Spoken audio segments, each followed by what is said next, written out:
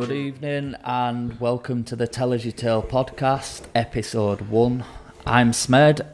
I'm Kieran, also known as KP. And today we're joined by Kouresh, also known as Kuki. Hello. I've got to say, man, thank you very much for joining us. It's No problem. It's his first episode, our first one recording. A lot of help getting us set up, and is here to tell his tale. So, let's start at the beginning. Tell us a bit about yourself, your upbringing, and we'll get into the gritty stuff moving forward. So first of all, let me just apologise to KP because earlier on I came in and he tried to talk to me and I just went, no, don't talk to me, let's just save it all for the podcast because I don't want to have any conversation. So it hasn't been really an awkward hour and a half. We've just not really got to know each other. No. We've met once or twice over years, haven't we? Yeah. Jake's wedding. Actually, your in-laws live over the road from me, so it's quite nice to get to know the man that keeps going in and out of the house and dropping his kids off and whatever else, you know it is. You're giving away what I do. Yeah, man. So, okay, where do I start? Right. So, first of all, my name is Kouresh. Let me just turn this stupid watch off. Businessman. Yeah, my name is Kouresh.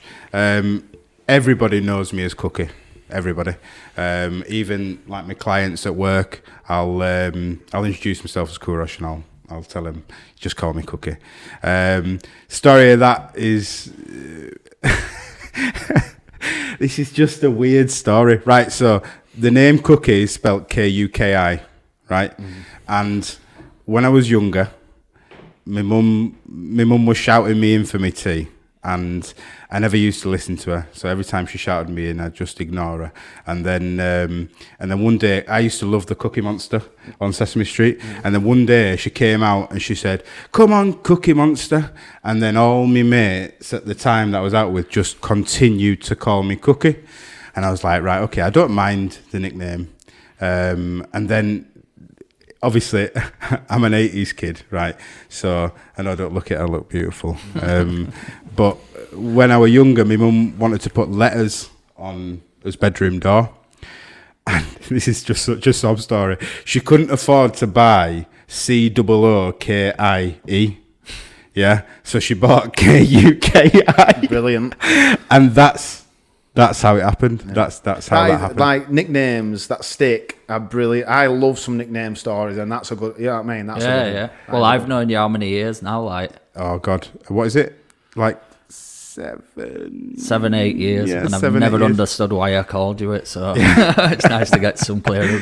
Yeah, and also it's easier than saying Kouresh. Do you know what I mean? I think something's beeping. Just so you know. Washing machine. I think something's beeping. It's all right. Yeah, it's raw, isn't it? It's gorilla. Right, gorilla. Got the washing machine in background. Right, so let's start beginning. Your family, where you grew up, how you grew up, what your upbringing were like. Yeah. So that is a weird one because I grew up in Leeds, in a really rough area in Leeds. I'm not going to shout it out. Right, but I lived in a really, really rough area, Leeds, and I were young. I were, around about the 10 age, maybe a little bit younger than that, and I didn't know anyone. I didn't keep in contact with mates from primary school or anything like that, and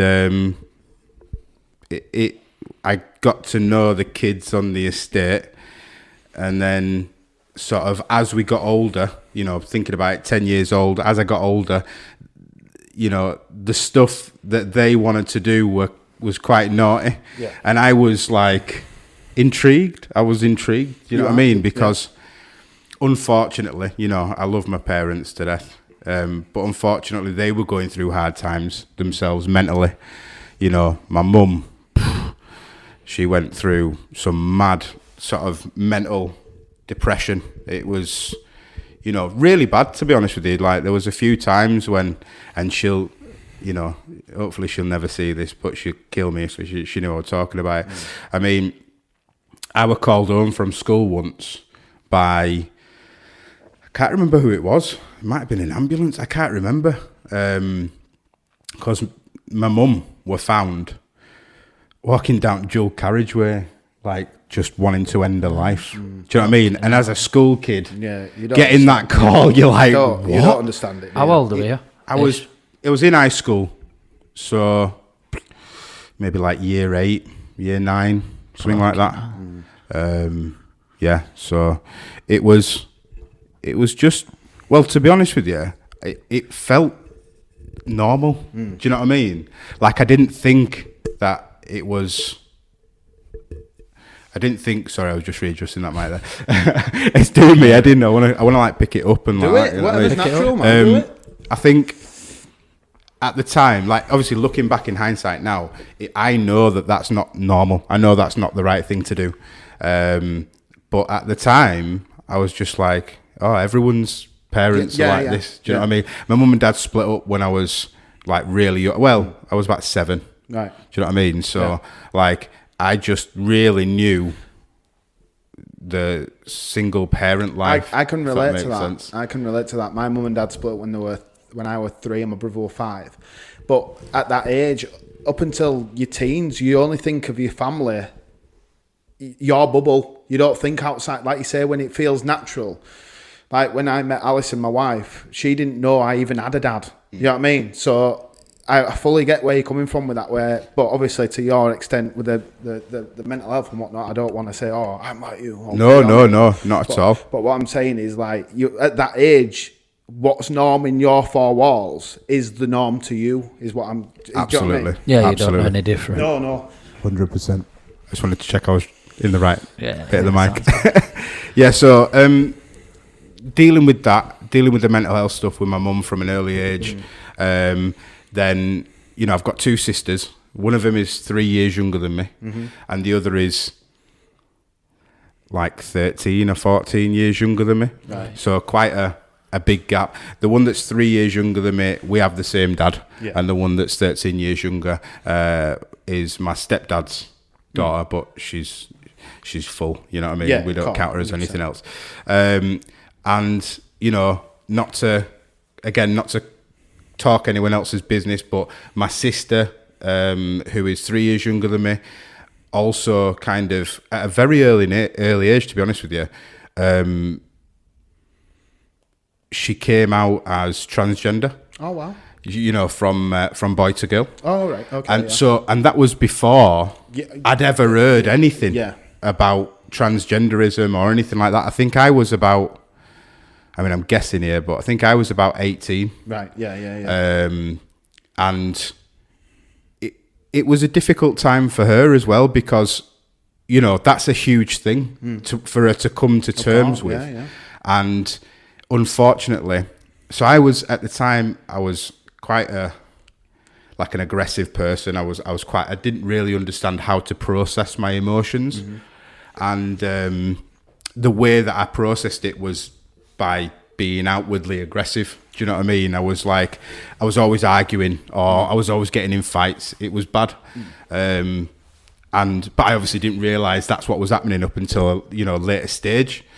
So, you know, when my sister told me that, I was probably about 18, and I think I was the last person that she told in the family. Yeah. And unfortunately, my mum and my dad didn't take it well. Just going back a little bit, like obviously now LGBTQ plus, I can't keep up with digits that keep getting added on, but obviously it's a massive thing now. Like it's very, very, very normalised in society. Yeah.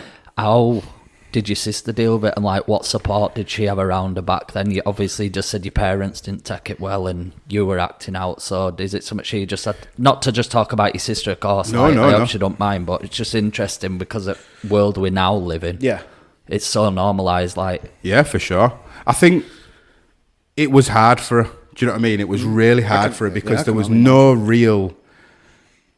It was almost like you're a kid. You don't know what you're talking about. You know, that's how it was treated. And I can't speak on her behalf, obviously, but what I can say is that she's told me this already. She was scared of telling me. That's why she told me last. She thought, and this is an emotional trigger. So, but she thought I was going to beat her up. She thought that her own brother were going to beat her up. Older brother. Because she went to my mum, and my mum didn't take it well. She went to my dad didn't take it well. By the way, they're all good now. Yeah. My mum and my dad, absolutely. That's their daughter. Yeah, 100%. So, but back then, it was not a great, like I said, they weren't in the greatest of mental spaces now. Now I'm older, I understand why it happened. They're not nasty people, my mum and dad. You know what I mean? It's not like they neglected us for any, even if there was a bit of neglect, it wasn't purposeful. No. It was, they were just going through their own mental struggles. And, as an older person who now has kids, I understand how that can come about. And you've just got kids and you're like, shit, like what do I do? How do I There's no MVQ on having kids. When you have that child in that hospital, they hand it over to you and there you go. Here, just take it. Yeah. Whereas anything else in life, you get a qualification or whatever. But like you say, no wonder people in past have shit the pants when they've had a child or whatever else. And especially like back, if you think, so like I said, I'm 34, right? So if you think back when I was 10 years old, that's 24 years ago. Do you know what I mean? That's like a quarter of a century. That's horrible. Yeah. But like things change. Like there was no support really for parents that were going through that mental struggle. And I guess because my mum and dad split up, and then my mum ended up on benefits and having to move to this rough area in Leeds, and we ended up obviously lots of mental struggles. I ended up moving out at 15 from my mum's house, which was the family house. It was like where everyone was. I moved out to my dad's flat. So initially, when my mum and dad split up when I was about 7, my dad moved abroad, so he went to Spain, which is where some of our other family is, but then he went to like America and stuff. I didn't see him for a good sort of 5 years, maybe longer. So when he came back, I had a massive grudge. Like I was angry at him. Do you know what I mean? I was how could you leave me? Do you know what I mean? How could you leave me? Like what? I don't know what to do. Do you know what I mean? I don't, like, I need you here to help me. That's what it felt like. It's sort of a, what's the word? You hear it time and time again, don't you? It's sort of a hole needed filling almost. Yeah. And also as well, like, bear in mind, there's my mum, and then there's my sister who was transgender male to female. So I was brought up around females. Do you know what I mean? Like all my mum's mates, there wasn't male mates around. There wasn't really a male role model around at that early stage until later on, and then obviously things changed. But at that early stage, there wasn't anything there. No, and there's questions that you need to ask a man as growing up, 13 to 15, things are happening, obviously. And like, I have that in common where I had to go to my brother. My brother's only 2 years older than me. And I were asking him things and it was like, I don't know, mate.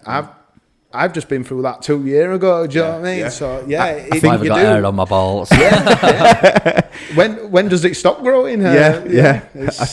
I think as well, because my mum was going through that mental struggle at a really early age, before 15, I was running the house at one point. Like, imagine I'm 12 years old, say, I might be getting some of the dates slightly wrong, but say I'm 12 years old, and my sister's 9, and tea needs cooking, but my mum's suffering mental health, serious mental health, depression.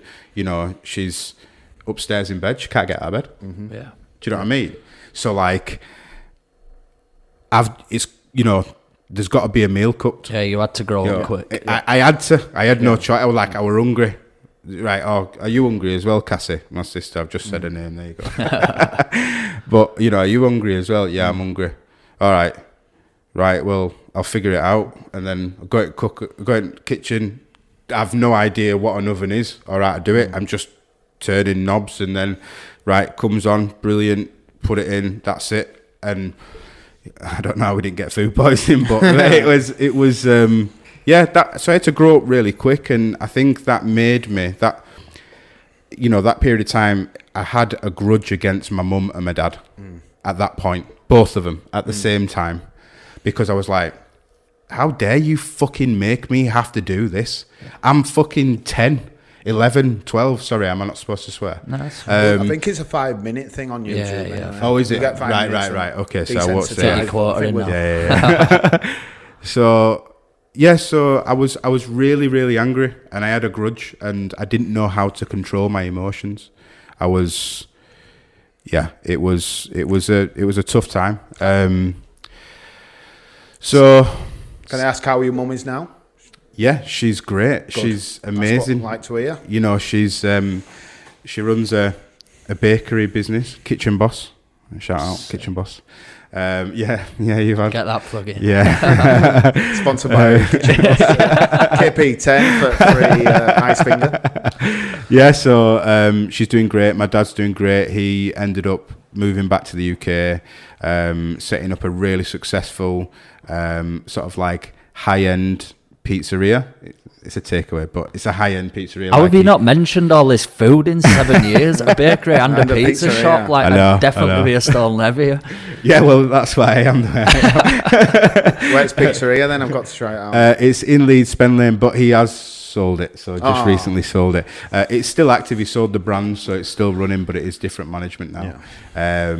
But yeah, so I've always grown up around food as well. That's another thing. Sweet. So that's kind of like up until 15. Then when I got to 15 years old... Is this your dad back in UK? You're living with him in his apartment in Leeds at this point? Correct, yeah, correct. So I'm back in Leeds.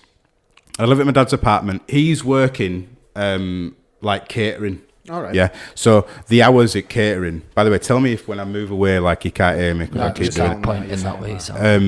So he's working on catering times, and catering times is like unsociable hours. It's just, you start work at whatever, 3 o'clock or, 2 o'clock, and then you work until maybe 1 in the morning or something till you clean down or clear down.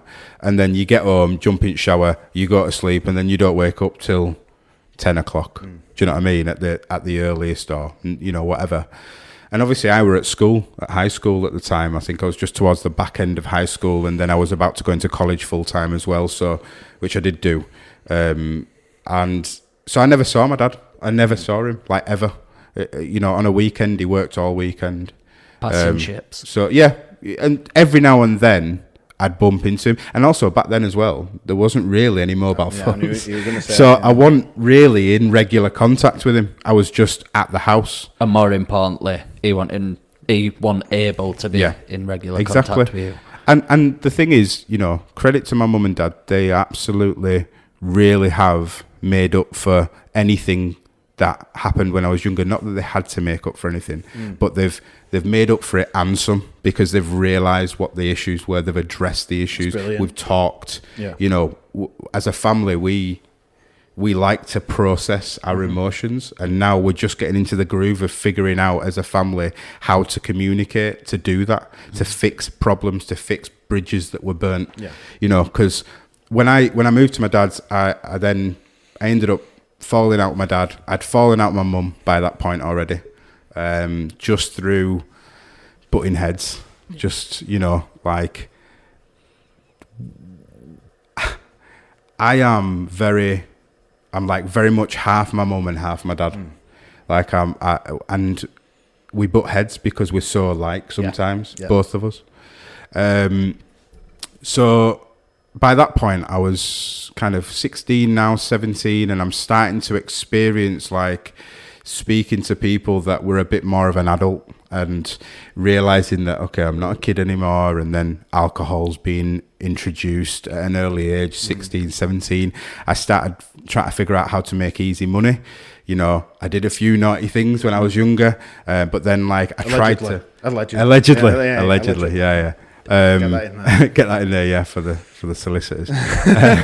But and then I tried to make money in other ways as well. Like, I ran nightclub events, just little nightclub events, and I ended up packing them out all the time because I had a very large network of people that I knew that all, you know, it was in the drum and bass and dubstep scene, which at the time, it wasn't big at the time. Mm-hmm. This was like, you know, I'm 17, so what's that? That's literally 17 years ago, I think, isn't it? Yeah, 17 years ago. So at the time, dubstep and drum and bass was about, but it wasn't like mainstream. People weren't going to clubs to listen to it. So where were this? Were this in Leeds? This was in Leeds, yeah. So I kind of approached it because I saw an under-18 night being advertised on a poster somewhere. And because that's how it, like I said, no social media, that's how it was done. Or it was Facebook, but the very early days. And I saw a poster and I thought, oh, that's a good way to make a bit of money and have a party at the same time. Do you know what I mean? So enjoy myself and walk away with a bit, or at least pay for my beer. You know, while I'm there, and pay for my taxi and stuff.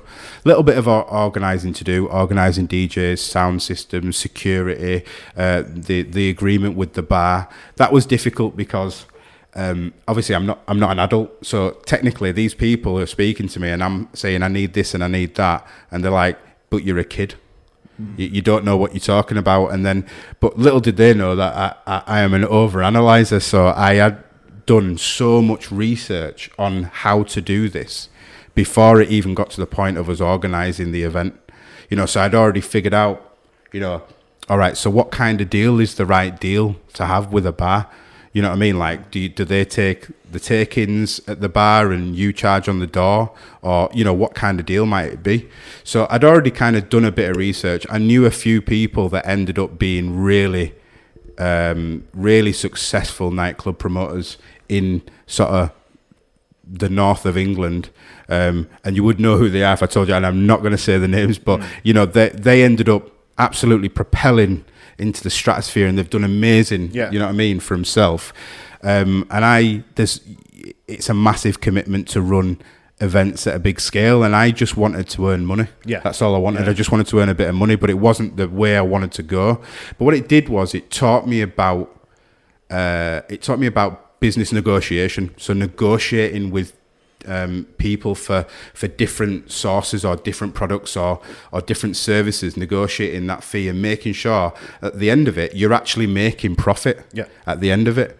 So, and then that, along with growing up with a group of ruffians that did dodgy things and I ended up kind of helping them a little bit to figure out, you know, is it worth doing what they're doing, basically, allegedly. And it kind of, my interest stemmed from there because I was just so naturally good at developing a strategy to make profit in any area that I went into at the time anyway. And I was young and I was cocky. And I really thought a lot of myself. And to be honest with you, there'll be just as many people out there who hate my guts as there are out there that love me. Because I wasn't a great guy. Do you know what I mean? I wasn't a great guy. You were hungry, is what you were. You were people are in your way, and I was getting in your way. Yes. So can I just ask? You've obviously had it tough growing up. You've now got an opportunity to make money.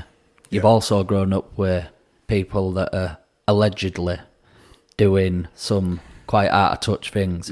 Being in the nightclub scene, were you ever tempted or approached by people to allegedly set up a deal as to where they could potentially distribute absolutely goods? 100% all the time I was approached, and you know, whether I did or didn't doesn't really matter now, but at the time it was like I was approached, and like I said, like when I was younger, you know, the whole thing that happened with sort of my parents, it just felt like normal. That was normal. What was normal. So I didn't realize until later on that, you know, the nightclub scene is very corrupt in some areas. That's not talking about all sort of nightclub managers or whatever, you know, but the night scene it's very much about the party. Do you know what I mean? Now, we've all been out for enough years. I remember when we started drinking and like going out. If someone had a bag of coke on him, you literally thought Pablo Escobar had just walked into a nightclub. Now, last week, you're more shocked to see someone smoking a cig rather than a vape than you are someone taking a few lines in a toilet. You know what I mean? Exactly. And that was my introduction into it, to be fair, at a very early age, because I ran underage events and I saw that from, well, obviously I saw it from an earlier age. I saw it from like 11 years old, just from growing up in that rough area. But I saw it on a party scale, which is just dead weird to see for the first time. You know, you're in a nightclub toilet and there's, you know, lines on the side, and you're like, what's that? And people are offering you it, and at first you're like, no. And then eventually, you know, you get worn down, and you do give it a go. And, you know, ultimately that's what, no, I can't say that's what sent me on a downward spiral, but that was my coping mechanism. Right. Because don't forget, in the midst of this, me being hungry, trying to make money, trying to kind of get somewhere, and, you know, adamant not to end up just... My mum hates it when I say council estate kid, because she's like, you didn't live on a council estate. I know, I lived on a housing association estate. So, but what's a housing association? Well, it's basically just private houses that the council buy. So it's like half a level up from a council estate. But still, you know, I just didn't want to stay there. I didn't want to stay in that position. And my hunger came from wanting to get my sister out, because at this time it was just me and my 3-year younger sister. I tell a lie. It wasn't. Dee was there as well, my other sister. But I just wanted to get them out of that situation. So all I could think in my head, obviously with my kind of naive mind, I was like, I want to just save enough money to buy 3 houses. Yeah. That's what I wanted. I just want to save enough money to buy 3 houses for each of us, and then I'd sort my sisters out, and we don't have to rely on as parents, because at that time we couldn't. So doing the nightclub stuff at an early age, under 18, you know, I got introduced to, well, it all just seemed normal. Everybody was doing it, you know, bar owners, DJs, the people behind the bar, the security at the time were doing it. And it's all normalized. Yeah. You know, when you're organizing the event, it's all normalized. And don't get me wrong, there are definitely some people that just absolutely go nowhere near it. But they turn a blind eye because their colleague's doing something, you know, or someone they're not, and they don't want to lose the job, or they don't want to be seen as a grass, and you know, because that's a big thing as well. So it's all just like an incubator. It just gets worse and worse and worse. And as I grew up partying and knowing the same people and seeing the same people and then doing the same things. And what I realized after sort of being able to analyze my life, which I'll come on to why I actually started analyzing my life. But after analyzing my life, I realized that I was hiding. I didn't want to go home. That's why I stayed out to party. Because when I was living with my mum, I didn't party, obviously, I was young, but I used to stay out late with my mates. Street, I didn't want to go up. Yeah, exactly. Yeah. Till like 11 o'clock, midnight or something like that. Then I lived with my dad, and again, it was just like the early years. I was going into college and school, but because no one was keeping track of where I was, and there was no mobile phone, I was just out all the time. I'd look after myself, like fend for yourself. And then... Yeah. I don't know about you, but back in, well, I know you're 4-year-old or whatever, but back when we were kids and you were knocking about with, maybe you had a mobile phone, but you had no credit or whatever, the worries seem to be less for the parents as well. Like, oh, he'll be out as long as he's back in for 9. Yeah. But now I feel like we've all got young children here across the table, and it's like, it's scary, really. Like, I couldn't imagine my son getting the bus somewhere or whatever. It's just like... It creates anxiety, does technology. It creates anxiety. It's mad. Like, my eldest is 7 going on 8. Absolutely avid into football. He plays 3 times a week with training and And matches. he's absolutely amazing, by the way. He's doing Star well. striker.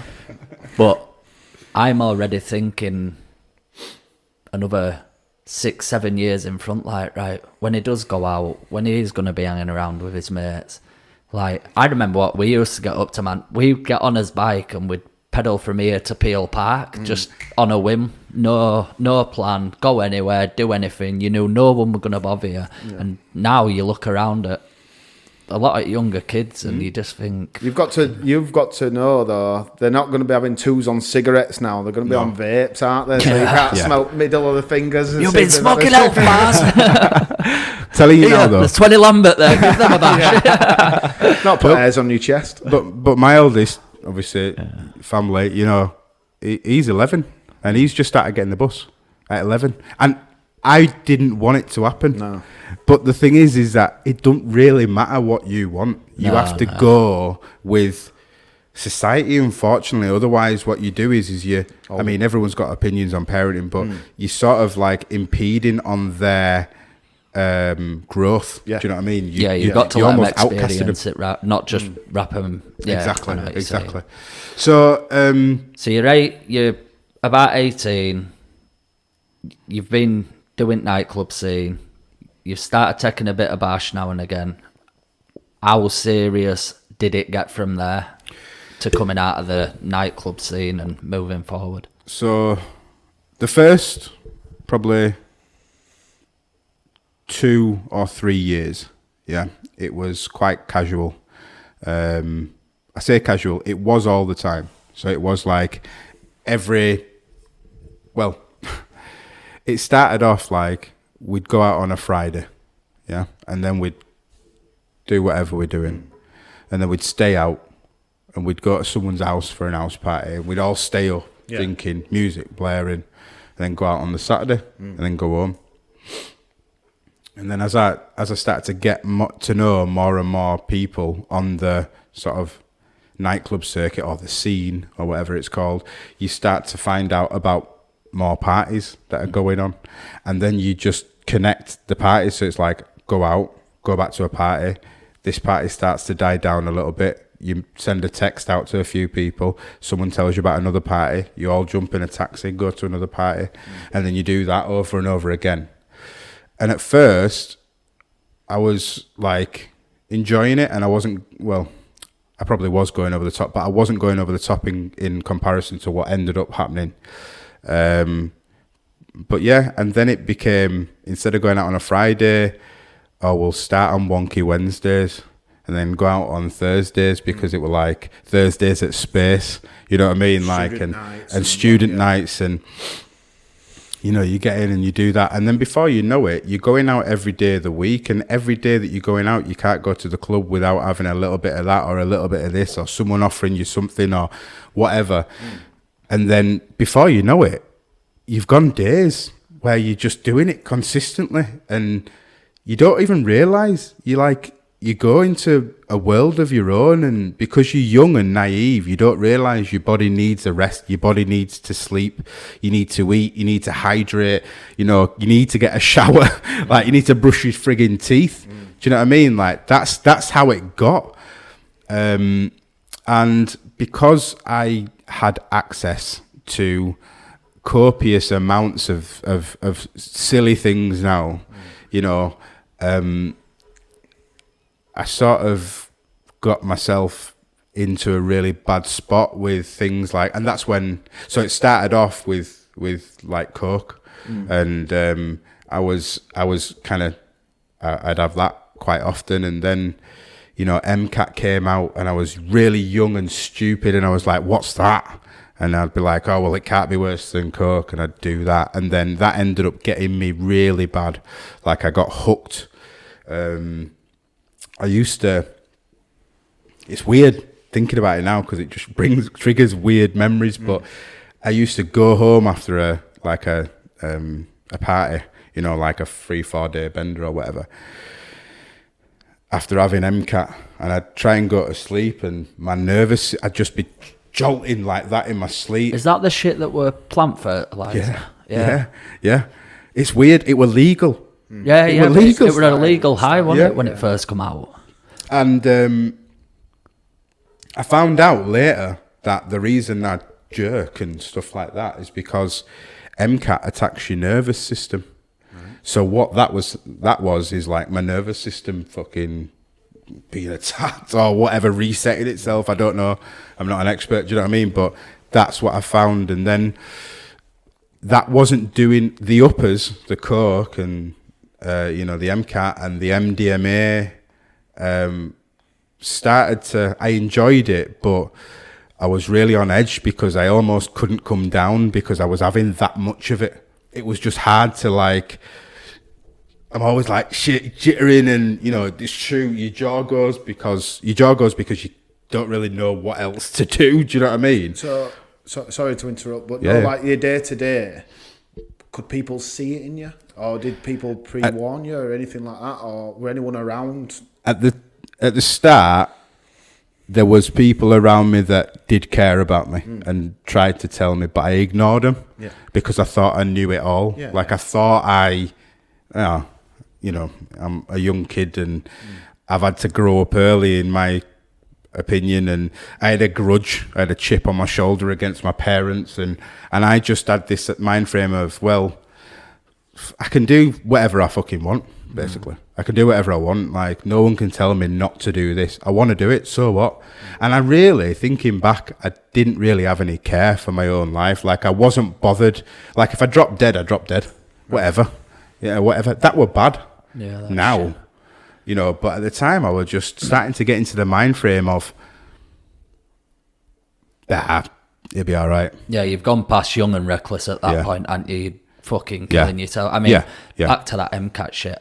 I don't know what happened to it. I guarantee if you could get hold of some, that'd be worth fucking fortune. I'd tell you a story about that. Yeah, go on. Do you remember Vampire in I Bradford? love MCAT stories, man. They're always crazy. Once in there with one of our friends, Jake, just went out. It might have been a student night, something like that. Getting tanked up, but wasn't dancing or out like that. Sat there, this kid come up to us, absolutely off his nut. Like, yes, boss, yes, boss, yes, boss, yes, boss. I'm like, whoa, what's going on here? Like, you all right, pal? You're not looking too good. He went, remember this face.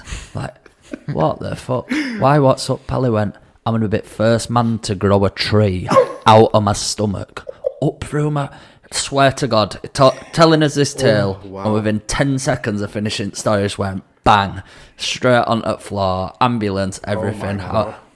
That's not funny. I mean, it is funny, but it's... Yeah, but this is stuff that we're getting that's sold crazy. legally at this point. Mo's in Bradford, you could buy that shit. That's what I mean. Sponsor us. Allegedly. Allegedly, yeah. Allegedly. No, but that's what I mean. Like, it was so readily available, and there didn't seem to be any sort of restrictions or policing or... Well, it were getting taxed at the end of the day if it were getting sold in shops, so what I mean. basically it's like, you know, buy it. So by that... I never tried it, me, like... Did you not? No. You didn't. You weren't missing anything. It was absolutely terrible. It just hooked you, that's all. Didn't give you a buzz, really. Like it did the first time, but then you were always chasing that. I once saw a fat guy at Leeds Fest trying to scrape MCAT off a cardboard box. It was the funniest thing I've ever seen. Because they were getting caught in all corrugated days. Wiggy will remember that. That's the kind of shit. And then what happens is you run into other people that are also taking MCAT all the time. And then you just, like I say, you end up in a room with 20 other people that are doing the exact same thing as you, so you're just incubating, and it's getting worse and worse and worse.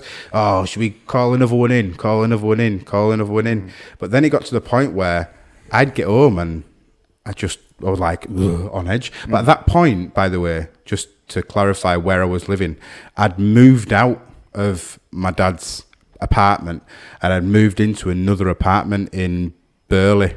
So I was right close to the city centre and right close to the students. On yourself? By myself, yeah. Right. So it was, well, it wasn't supposed to be by myself. I was in college and me and like 4 of my mates were like, yeah, should we get an apartment? And I was dead serious Get because an apartment, get some MCAT. yeah, that's what it was like.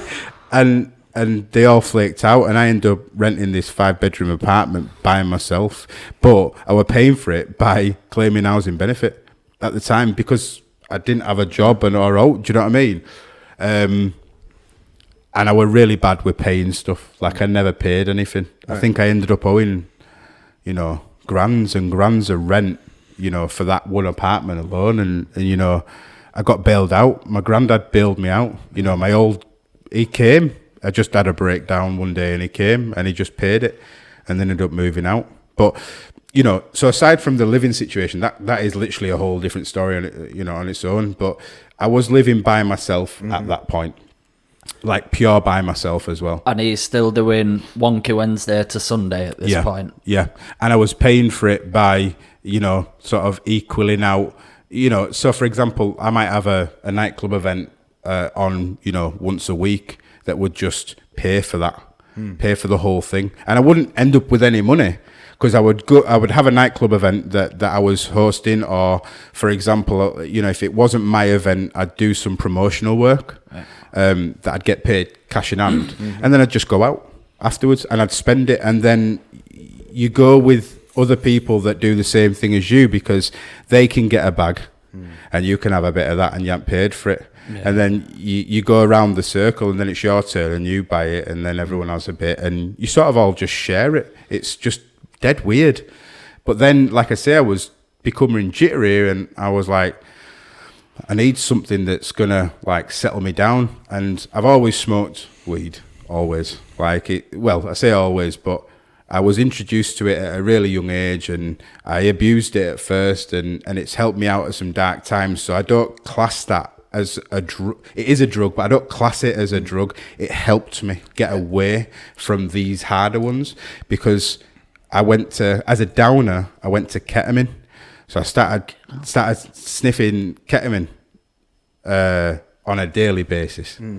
Eventually, not at first. At first, it was just a mistake. Actually, someone gave me it as a. This is right. So I'm in one of these mad parties, and you know, like I say, you're there with people that have got abundance. Dealers get to know people like that and just sit in the house party with it there, and you've got a dealer on the sofa, you know what I mean, and he would give it to everyone on tick, and then the rest of the week would be him going around and collecting what everyone owes him or whatever. Do you know what I mean? So it was just so easily accessible, and when you're not in the right mind, you do daft things. And I was just at one of these parties and, you know, I saw someone that I knew. And I always knew she had MCAT. And I said, give her a little bit of that on a key. And she went, all right, yeah, sound. So she crushed it up and she gave me a mountain. I was like, go on. At the time, it's disgusting now. Disclaimer, don't do drugs. But at the time, she just gave me it and I went, had it. And I was like, that's weird, that tastes weird. What is that? And she went, it's ket. I went, no, it's not. She went, it is. I went, I've never had ket before in my life. And then I melted into the wall and I couldn't move. I was like, straight down into vortex. It was just a different it is though, like it is like a vortex. You just spiral downward and yeah, I mean, the person who did it felt really bad. She stayed with me the whole time, bless her. But yeah, it were a mad experience. And then what happened is that when I said I was getting a bit jittery, I revisited it. I was like, well, I've had it now. I know what it's like. I wonder if I can control it because I had a lot. I thought if I just try a little bit, see what happens. So I tried a little bit and it made me a little bit. But like I was like, all right, this is settling me down, and I ended up falling asleep, and it was a tiny bit. But then you get used to it, and then you have to have a bit more, and you end up doing loads and loads, and it just then you're like mixing it with everything else. It's like cocaine, MCAT, MDMA, ketamine, you know, all these things, and that's you hear about on TV, you know, cocktail of drugs. And that's what I was essentially doing. Not just me, but there are hundreds, thousands, probably millions of people that are doing the exact same thing. It sounds like it's something else that just became normalised to you. Yeah. Like, obviously, you've said a few things that ended up normalised to you. Yeah. This, clearly. Yeah. At any point, And you might not even think of it this way now, but at any point while this is going on, are you thinking, am I fucking addicted to drugs? No. No, I'm just enjoying party. I'm just enjoying the party. I'm enjoying my life. I'm doing what I want. I don't have to look after my sisters. I don't have to look after my mum. I don't have to think about where my dad is. I don't have to think about going home to go shopping for food with money that I don't have. Because a little side story, I couldn't afford food because I wasn't earning any money. I was only paying for the rent. So what I used to do is, on the way home from college, I would go into this corner store that was nearby and I would just rob a tin of beans, and every week I would also rob a loaf of bread, and I never bought anything in that store, and I think they knew what I was doing, and I think they were just letting it happen, because I think back now and I think, well, I was quite obviously stealing from that shop. Do you know what I mean? And that's how I was feeding myself all the time. It were bad. And obviously then there was the drugs and I was losing weight, and like I said, at first there were good people around me, but I pushed them away. I cut off my mum, my dad, my sisters. I cut off everybody. And I just went into the party and I disappeared for a long time. And I got to know people that I'm sure are great people, but you don't get to know friends. You passes by in a mad world. Do you know what I mean? Yeah, your best friend if you've got fucking bag in your pocket. Yeah, exactly. They always say cocaine, out like that, it's an idiot's drug. Yeah. Yeah. Heroin addicts don't share heroin. No, we're not sharing needles. No. You know what I mean? They don't. Yeah. I can walk into a pub in, I don't know, anywhere, Newcastle, Middlesbrough, anywhere. Oh, yeah. And I can guarantee a stranger will end up offering you it if you talk to them for more than 5 minutes. Yeah. And it is again, it's abundant in clubs. I haven't been to a club for years now, so I wouldn't really know, but I would imagine it's just as easy as it ever has been, probably even easier. So let's go to the day where Kuki woke up and thought it's time to change. We've had a good party. Let's you know what I mean? So I can already see Smed shaking his head. So basically, what happened was, after chasing the ketamine thing, I started looking for another type of a downer because it was just not suffice. So I started. Someone offered me a cap, as in a bottle cap of GBH. Yeah. And for those that don't know, it's basically a waxy. It starts off in like a white tub. It's a waxy product, and you boil water and you mix it in with it, and you mix it around, and then you take bottle caps. That's your measurement, and you have it, and it's like having like 11 pints. Liquid ecstasy? Is that? No, it's a liquid, but I wouldn't call it. I mean, maybe that's what people call it. I wouldn't call it liquid. I thought it was something to do with sex, me. It is, yeah. Well, not completely, but it enhances feelings of emotion, right? But what it also does is it relaxes your muscles. So rugby players actually take it to heal the muscles. Not me. Do you know what I mean? Maybe not. I wouldn't class myself as a rugby player either. Boom! Boxing stick. I mean, I wouldn't class myself as a rugby player. I was on a rugby field and I played, but no GB for This explains so much about Otto Sedgberg Rugby Club. well, okay. Maybe I'm wrong in saying that rugby players take it. Athletes. I heard that it's taken by people who do a lot of exercise on the muscles to help them heal the muscles, because it completely relaxes the muscles, right? Why do you buy this shit? But what happens is, when you take too much GB, what's called on the scene, or what it used to be called, you go under. And going under, you go on this mad little, like, you try and fight the sleep, you start twitching, you can't control your body, and then you're out. And it's actually a stage 2 coma that you go into. I didn't know this till afterwards. I have seen this. I've seen someone get fucked up on that stuff. So I was also, on top of the other cocktail of drugs, I was also kind of doing that as well. But it's not just, it's important to clarify, like, it's not just me, like, there are loads of other people at the same time doing the same thing, so it was normal. I was like, oh, well, if all these people can survive by taking all this stuff, then why can't I? You know what I mean? So that's what made me feel safe, that there was a room full of other people that were doing the exact same thing, and they were all having the time of their life, or so it seemed. Do you know what I mean? You can only imagine like, again, because you're all doing it and you're all off your tits and it's all become normalised, can you imagine watching yourself now and looking there? Like, yeah. At the time, obviously, it's the last thing you're going to think about, but if you could have dragged yourself out of the situation and looked, you'd soon have fucking realised, wouldn't you? Do you know, it's mad, right? Because I have gone on a journey of like self-development and like understanding my past and processing my past. So I want to answer that question in a second, because I think there's an important way to answer that of like, what would I do if I could see myself doing it? Would I pull myself out of it or not? There's an important answer to that question, which I have thought about already. But to just very kind of connect everything together. So I was taking this GB and people used to go under all the time. And it was weird because you'd have people take the same cap at the same, like a shot. And what had happened is eventually there'd be like a symphony of people going under at the same time, exactly the same time. So everyone would just drop off, but it never happened where everybody went under at the same time. Like somebody would go under and then everyone would help them, get them into bed and make sure they're not choking on their own sick or whatever. It was really bad, to be fair. And then someone else would go under and you'd all help them as well. But I was at this party and I was probably 6 years in to the party scene.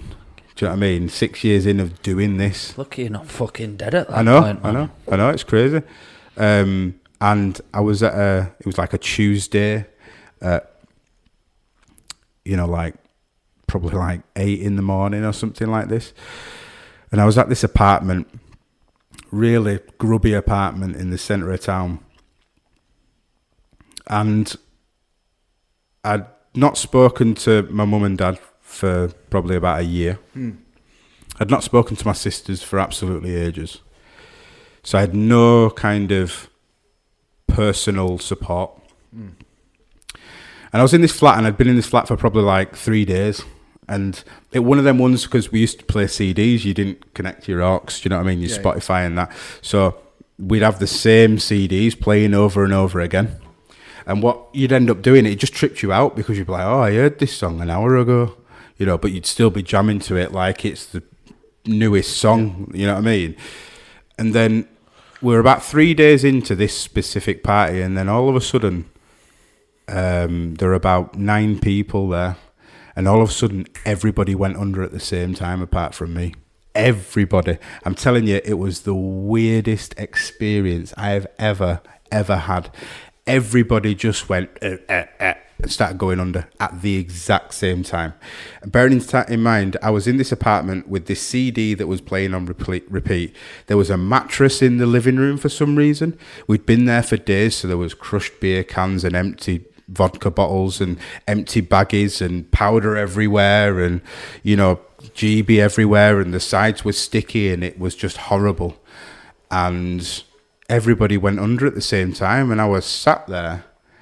And I had this cocktail of drugs in my system.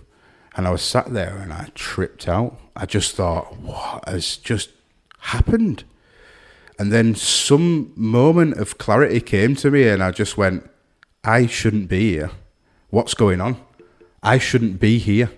So I went outside the apartment, and because there was loads of things going through my mind, I was like, what if everyone dies and I'm the only one left?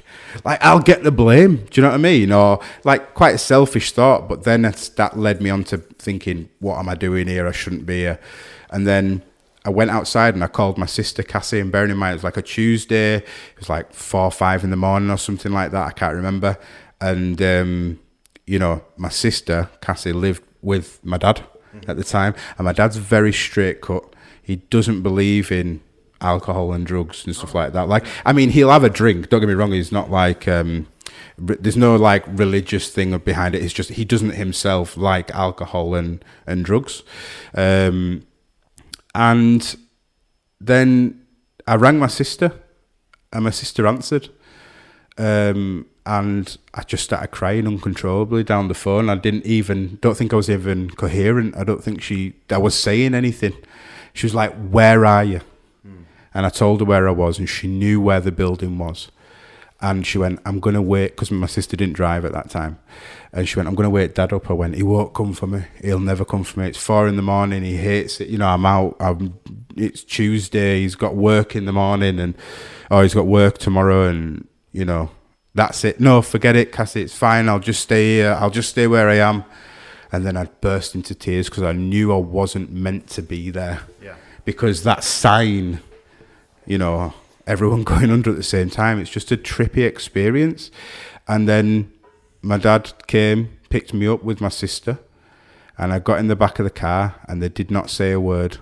And I just cried the whole way home. I just cried. And I was probably about...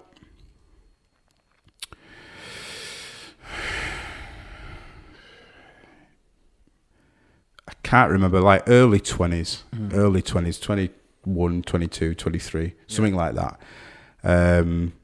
And I just cried. I just cried all the way home. Then I got home, and my dad, the first thing he did was he got me a big plate of food, and he went, eat that. And he gave me a big glass of water, and he said, drink that. And my dad was quite strict as I was younger. Like, I used to always see him as like the guy who shouted, and the guy who, like, you were kind of scared to upset. And I never really connected to my dad emotionally when I was younger. So this was the first time I was ever connecting on an emotional kind of level with him. And he just sat there and he said, get it all out.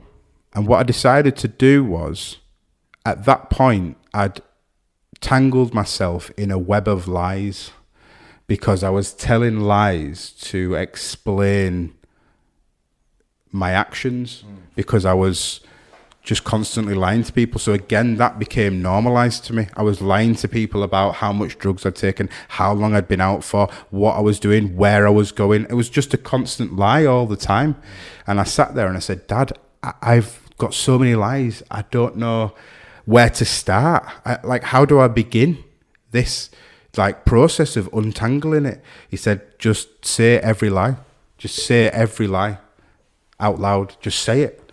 And I sat there for probably 2 hours, and I just told him everything from start to that point. I told him everything. Him, me, and my sister were all sat at this table, and I didn't touch the food. I think I drank the water.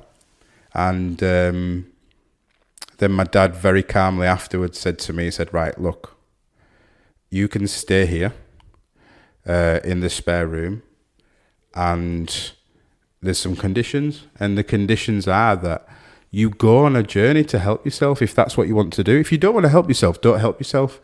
But I can't allow you to make that environment I can't allow you to poison this environment with that attitude, because I don't want that in my life. That's what he was saying. I don't want that in my life.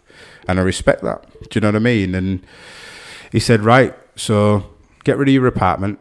No, sorry, at the time, right, okay, so this is another little spin-off to the story. During this sort of 6-year drug binge, I ended up losing my flat because I couldn't afford to pay it. And I ended up sofa surfing at first. So I left everything that I owned in the flat apart from a black bin bag of clothes. And I ended up sleeping on the sofa of anyone that would have me at the end of the party. And there was so many people that would sort of be all right with me staying there. And I'd always just have this black bin bag with me, or I would leave it at someone's house and then circle back a few days later to get it. And that's how I was living my life, sleeping on sofas. So you can imagine at this point when I've rang my sister, I've got nowhere to go back to if I wanted to. I've got nowhere that I can go. So I'm either sleeping at this apartment around all these people that could be dead, you know, or I go sleep somewhere else. And there was a short period in between sofa surfing a few times where I slept rough. I slept out. Like there was one point where I think I had a massive argument with my mum when I was in the early years of going on the party. I had a huge argument with my mum, and she wouldn't let me in the house. She wouldn't let me in the house, and she was just like, "No, we can't this is just bad for the environment. And a lot of it was me. I was just not a great person to be around because I had a lot of anger inside me. And I ended up sleeping in the park just up from my mum's house, just on a bench with my bin bag underneath the bench. And whenever anyone would walk past, I'd be so embarrassed that I'd sit up and pretend I was just sat in the park. But I would, as soon as it became clear, I'd like lay down and try to get some sleep. That was rough. That was hard because I kept that from everyone. I kept that from everyone until we call it the table moment in my family. We refer to that moment as the table moment when me, my dad, and my sister were sat there and I kind of got everything out. And I told him, I kept the sofa surfing thing and the sleeping rough thing. I kept that to myself for a very long time. I didn't tell anybody. And I told him.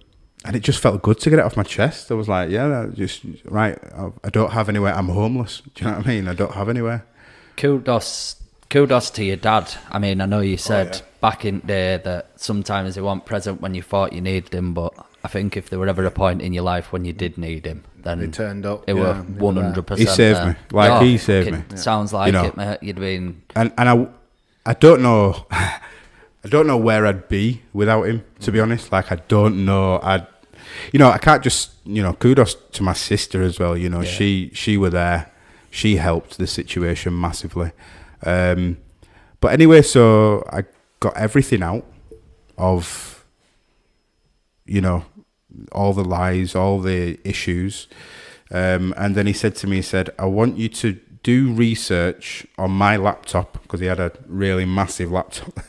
It sounded like an aeroplane when you... and you were just like, whoa, no one can, imagine if you're watching porn or something. What are you doing? No. So I don't do that, by the way. Just clarifying, I don't watch that stuff. So anyway, it's bad for you, innit? It's bad for you, yeah. Bad energy. So my dad said to me, Is it? All right. He said, I want you to research these two people, and he gave me two names, and the names were Deepak Chopra and Wayne Dyer. Yeah. And he wrote them down on this bit of paper. He gave me a scrap of paper. And he said, write these two names down. So I wrote them down. So Deepak Chopra, Wayne Dyer. And he said, turn it around. And he went, right, I want you to write a 1 or 2 line paragraph that's not too specific, but it's got to contain what you want to achieve. So I wrote this paragraph, and I should have brought it with me to me. I've still got the piece of paper, so I'll show you. Yeah. I framed it for a long time because it helped me. And on the piece of paper I wrote, I want my own home. I want a stable job with a stable income. I didn't have a car at the time. I didn't have a license. So I want a car, and I want a family of my own. And that's what I wrote. And then I achieved it. And I got there. And I framed it. I actually kept it in my wallet every single day until I got to the point where I thought, okay, I can take this out of my wallet now because I've got it. Show us it. Me and KP will get it tattooed. I swear to God. I will bring it down to you. It's beautiful. But I wrote it down, and what the reason that helped is because, and I put it in my wallet. And wallets are becoming extinct these days, aren't they? Nobody carries a wallet around really anymore. I don't even do it, but at the time you take your wallet everywhere with you. And what happened was whenever it became hard, or whenever I felt down, or like I didn't know where the direction of my life, I just took out this piece of paper and I read it, and it helped, and it stopped me from going down that spiral. And then, so I got a stable job. I started to learn what it was like working in a professional environment. It turns out that, I said to my dad, I was like, so I won't go into this story. We can talk about this another time. But I also went to college and didn't finish any of the courses that I went to. But I went to about 4 years worth of courses. I didn't finish one thing. One of them was IT. The other one was drama. The other one was media. Don't sound all right. Exactly, yeah. And so I can't remember the reason I said that, but basically I'd gone through sort of trying things out, and I didn't really know what I wanted to do, if that makes sense. I just knew I wanted to do something technical, you know what I mean? Or just completely be a drama queen, which is why I did performing arts, which I ended up being a drama queen for quite a while. How old are you at this point? So... Ish. At the point, so college. I went straight after school, so it was 4 years after school. So 15, 16, 17, 18, 19. The last 2 years were really rough because I didn't turn up a lot of the time because I was out partying and stuff like that. But I did do them 4 years straight after school. So anyway, so at this point, the table moment, my dad said this thing. I've got this piece of paper. I kept it with me, and what my process was okay. So what does everything lead back to? Everything leads back to sort of, unfortunately, if you agree with it or not, it doesn't matter. But society is led by money. That's what society is led by. You can't be like, oh, I don't care about money. Like, I don't care about money, but you need to have money to get anywhere. Unfortunately, that's just how we as a civilization have built society, and for us to change that, we'd have to go back thousands of years and change the process of trading. Do you know what I mean? So you can't beat the system from the outside. You have to be inside the system to beat it, you know.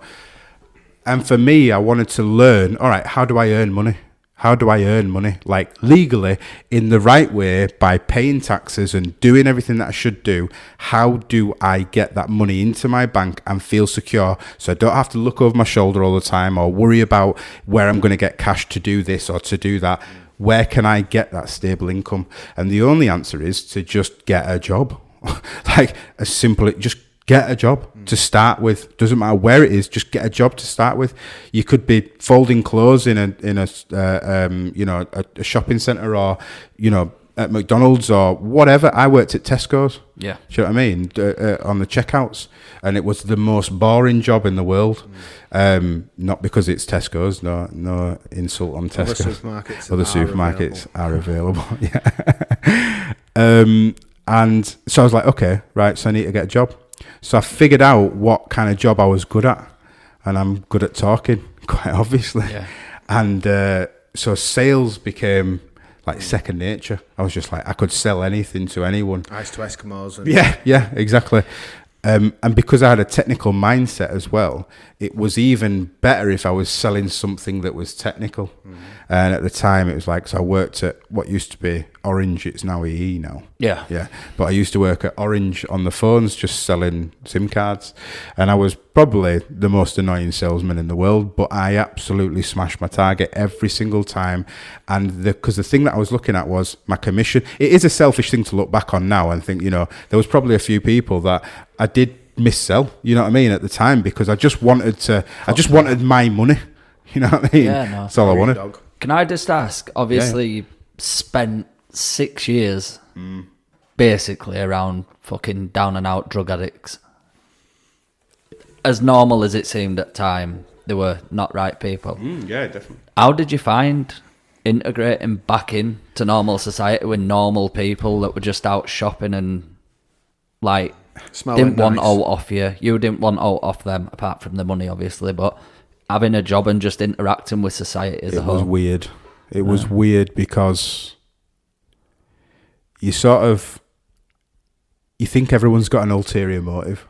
You just think everyone is like, I don't know, it's hard because the automatic thing for you to do is to see the darkness in everyone. You know what I mean? You think, oh, well, yeah, you might be a prim and proper now, but, you know, I bet you go home and rack a line. You know what I mean? You just have that darkness inside of you, and you would assume that on everyone else. And just think everyone's bad because you're acting. Yeah, exactly. About how you've acted. And I later on learned that that's all about the energy that you're putting out to the world. And if you continue to put that energy out to the world, then obviously you're only ever going to get that energy back. Do you know what I mean? But again, that's probably a real different episode to talk about. But on this journey to where I am now, I so obviously I learned about sales. I learned about what it was like to be in a professional environment. And then it got to a point where, so I was really lucky. I ended up working, I had a number of different sales jobs. And then I sort of strategically, every time I moved job, I was trying to make it a little bit more technical, like focused, a little bit more digital based. I ended up getting a job at Google, which was a fluke at best. I mean, I seen this job available on whatever the job board was, and I applied for it. It just said Google account manager. Where were it? It was in Leeds. I now know that it was through Capita. Okay. Oh yeah. But it was actually directly. I'd just leave that there with that story. Like, yeah, I work for Google. Anyway, yeah, exactly. Fuck That's why I don't mention Capita. Right, so we're picking back up where we left off after a quick toilet break. So you worked at a phone shop. You've got a job with Google. Yeah. So I somehow managed to bag this job at Google. It was just crazy. So, excuse me. So, okay, so it was an account management thing. I didn't know what that meant. I was like, yeah, okay, it sounds like it could be sales, fair enough. Yeah. And it's at Google. And then I applied for it. Didn't think I was going to get anything back. And like 2 days later, someone called me and was like, hi, I'm calling from Google. Just wanted to know if you're still interested in the job. I went, yes, definitely. 100%. Have I got it? Like, being dead cocky. And she was just like, no, you've got to go through a process. There's an interview process, and it was a really stringent interview process. There was like 4 levels. You all had to go in. They did teamwork tests and all this stuff, brainstorming, asked you really obscure questions to figure out how creative you are and stuff. And I made it anyway. I made it through. I basically got to the end, and there was me and a team of people, and we were really good. We were a strong team.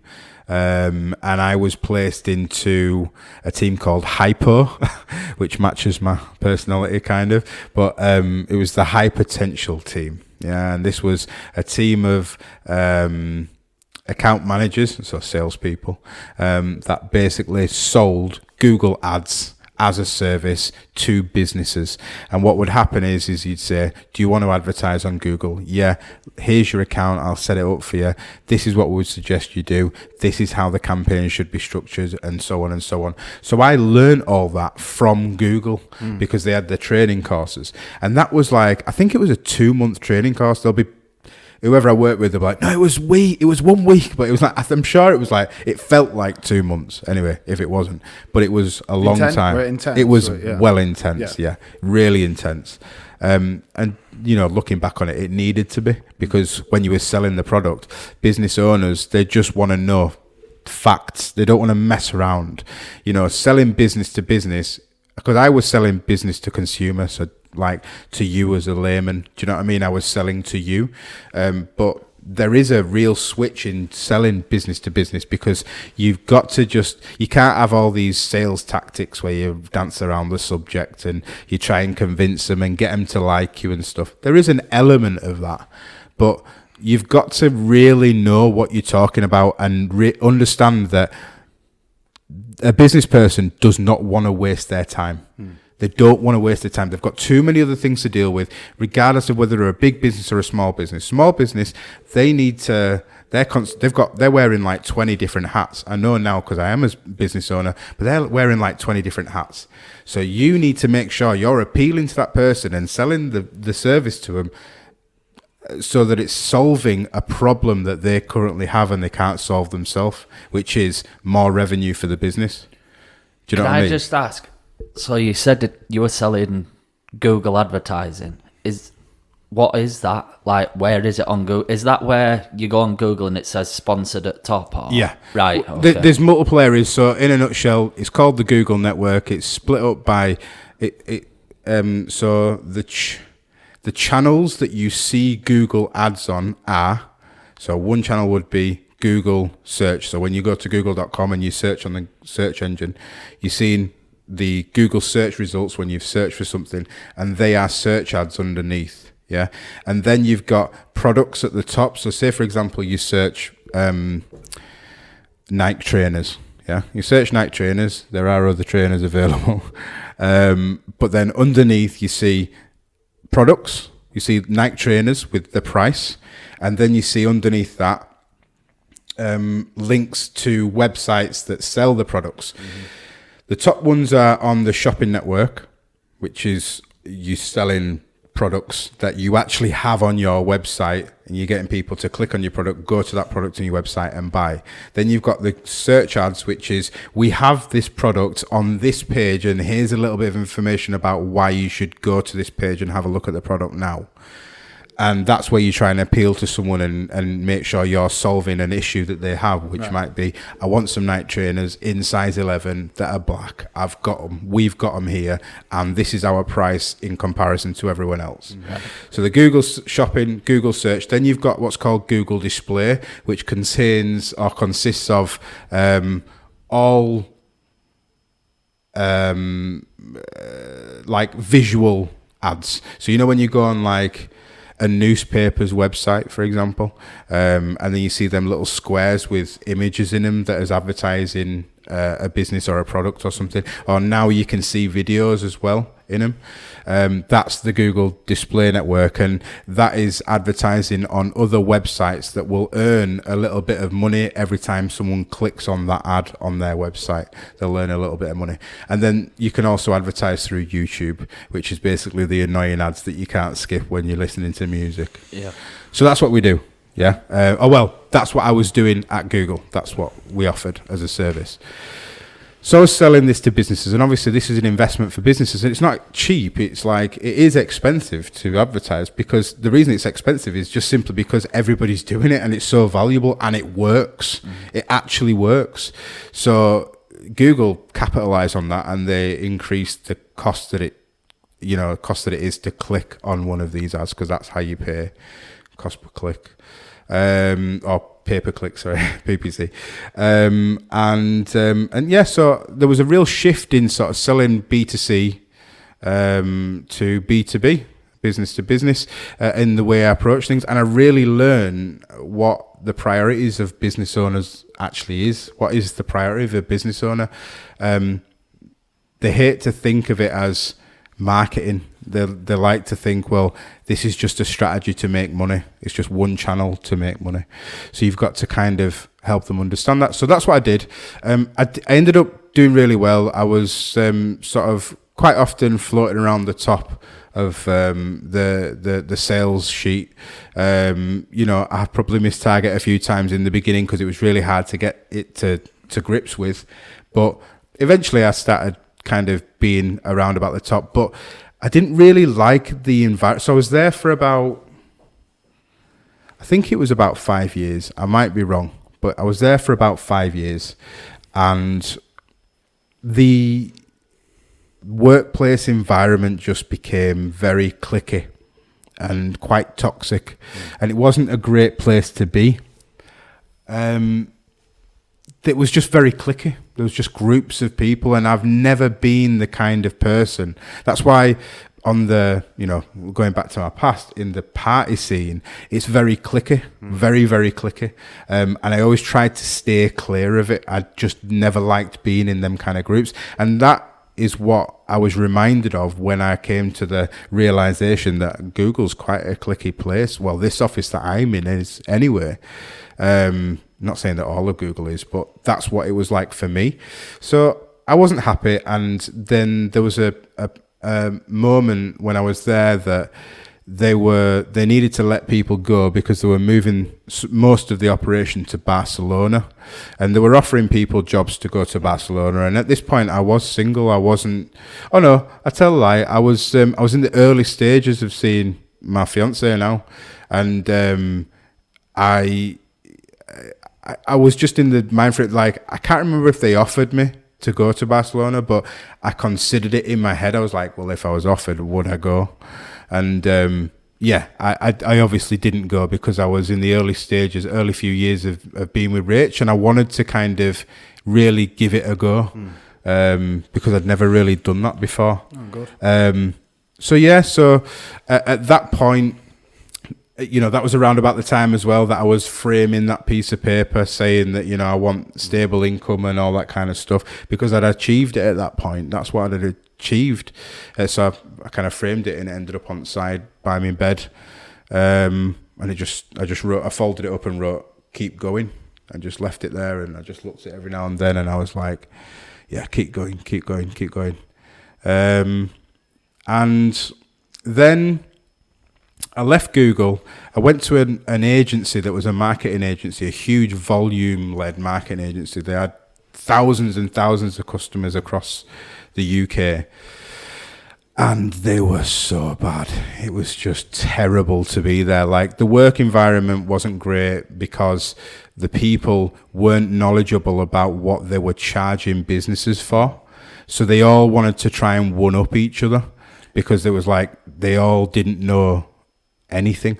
Well, and obviously, sorry to interrupt. Yeah. In football terms, you were at Man City of Google. Where were you in that company? What league? You know what I mean? Like League Two, it was just terrible. Yeah, although they were presenting themselves as Premier League. Right. Do you know what I mean? So they were presenting themselves to businesses that were. This is the thing. They would buy data from.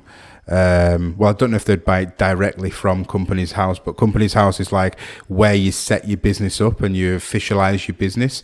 And there is a way for you to buy the data of newly formed businesses, and you can get like the address, the name of the directors, the phone number.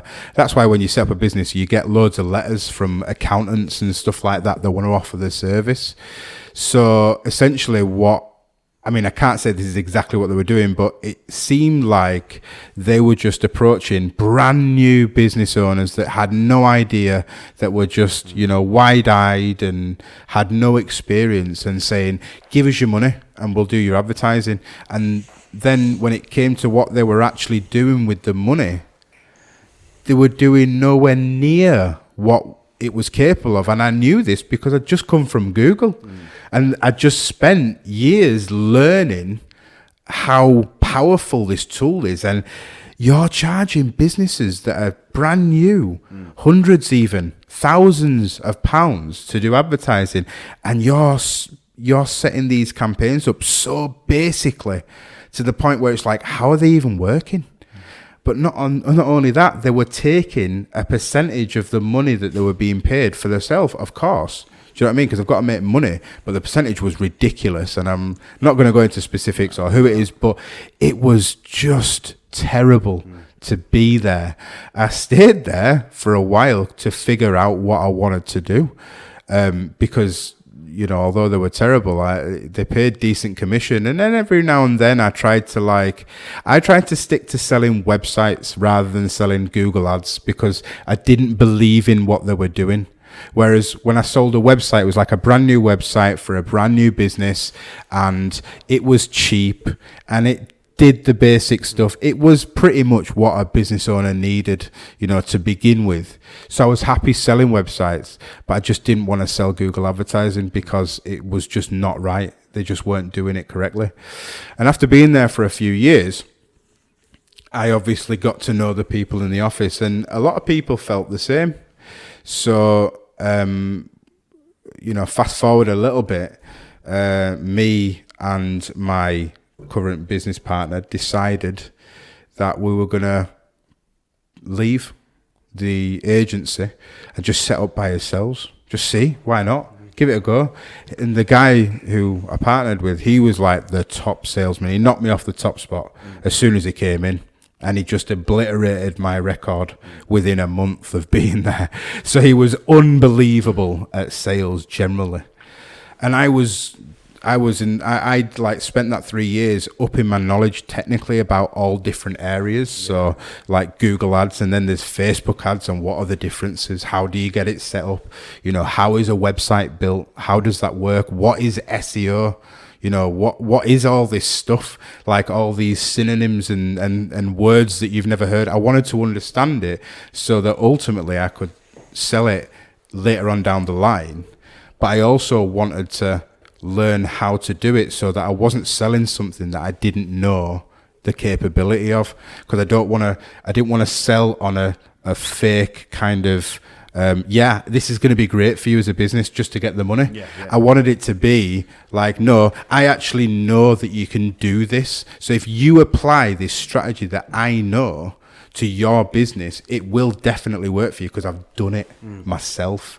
I've seen it. So that's what I was trying to do, gain experience and up my knowledge just in them 3 years that I spent at that agency trying to figure out what I wanted to do. And then the opportunity came and me and my partner decided, right, let's make a break for it. And at that point in my personal life, I was living month to month, not unlike a lot of people in the UK, just every paycheck. It was a good paycheck, but we were spending it within the month, and my bank account was down to zero again at the end of the month, and I'd get my wage, and, you know, with the same process would continue. So by that point, I didn't have any money to invest at all. I had no money to invest. It was like, I can give you my time and my knowledge, and that's it. And my partner said, well, I can get us some money if I can sell your time and knowledge. I was like, yeah, let's go. And we left. We handed us, well, it was a little bit of a messy exit for my partner, but I just decided, once I decided I was going to quit, we were talking about it outside, and I went, right, I'm going to go quit now. And he went, I dare you to, because I love him. You'd like him, I think. He's a bit much, but I love him. And he went, I dare you to. And I went, I fucking will. He went, no, you won't. I went, I fucking will. I promise you I will. He went, go on then. I went, all right. And I stomped. It was in the middle of Leeds City Centre, and I stomped up, left everyone behind, and walked out. And I started thinking about it, and I'm like, fuck. Obviously, I've got Rach at home. I've got, you know, my eldest at home, who was only like, what we're talking, 4, 5, 6, 7, maybe 7, 8. Oh, I can't remember. Something like that. About 8 years old. And I'm like, am I making the right?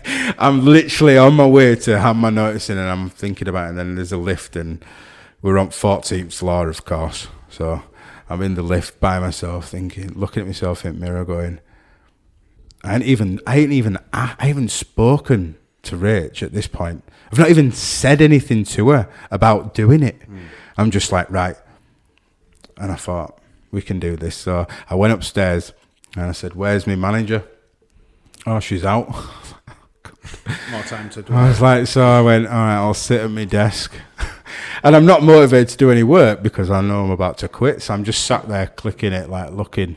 Every time door opens, I'm like, who's that? It's not my manager. And she ends up having a bit of a late lunch. And I'm like, oh my God. So anyway, she comes in and I went, right, I need to speak to you. As soon as she walked in, I need to speak to me. Yeah, let me just sit down. I'm going to put my bag down and get my coat off and stuff. And I went, all right. So then she sat down, opened her laptop and started looking at something. And I went, whatever her name is, I went, I need to speak to you right now. She went, all right, come on then. So we went into the meeting room and I just said, look, I quit. That's it, I'm done. She went, why can't we keep you? Bearing in mind, you know, I was bringing in a lot of revenue for the business, whether I was top salesman or not, I was still bringing in revenue for the business. So it's like, can't we keep you? What can we do? And I went, nah, I'm sick of this place. It's horrible. I actually think I went a bit far, but I just told her about herself. I said, look, you're a terrible manager as well. You have no knowledge about what your staff are selling. Your management skills are ancient, like we're in the 70s. It's ridiculous. And you're supposed to be, you know, managing a team in a leading creative digital agency, you know, and there's you. What are you doing? And I was very honest with her. It did make her cry, and I felt really bad in the room. And I did say to her, you know, I'm so sorry that I've said that, but I think it's important. And this all comes from, this stems, my thought process of being brutally honest, which is the way I am now, comes from the table moment when I realised that the best way to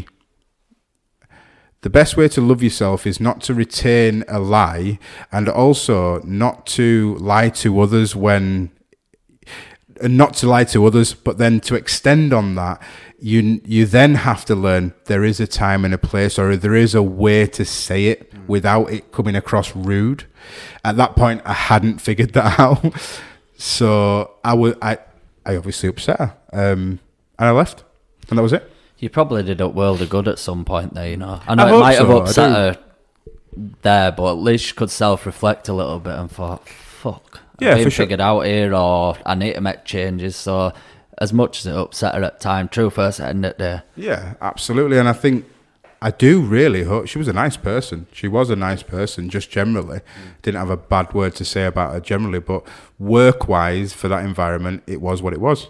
So anyway, so I left, and then my partner left, and we met up the next day, and he was like, right, we need to get some money for rent for an office.